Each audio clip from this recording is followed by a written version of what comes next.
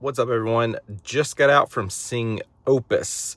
Now, this movie is one that definitely intrigued me. I wouldn't say this was one on like an anticipated list or anything, but seeing the trailer one time, I was definitely intrigued to see where this would go, especially with the cast. I mean, John Malkovich and Ayo Edebiri. Sorry if I mispronounced that, but always fascinated with these actors and what they're up to. And, if you've seen the trailer, it definitely gives you a gist of what this is, which is essentially people being invited to this cult and kind of seeing how this plays out. And so while this movie definitely leans into that, it definitely leans into a lot of inspirations, because this is a movie that's very heavy around fandom and just, following, celebrities and just that influence and then idolization. And this movie definitely has some moments where I'm like, could this be my WTF movie of the year? And it definitely leans into that at the start, but it does kind of it finishes up the story near the end.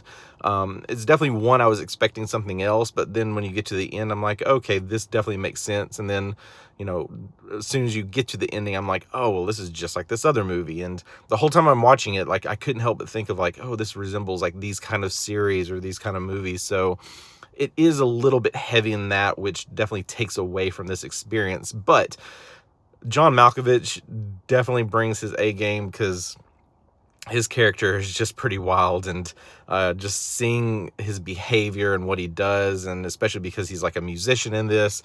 And I have to say, like, some of the songs were kind of catchy. It's like I was trying to look them up on Shazam, but I don't know if they'll release them or not, whatnot. But a very bizarre watch. Like, I need to think more through this. I'll put out a longer review to kind of go into more and potentially go into some spoilers. But if you saw Opus, what did you think? Are you a fan or not a fan?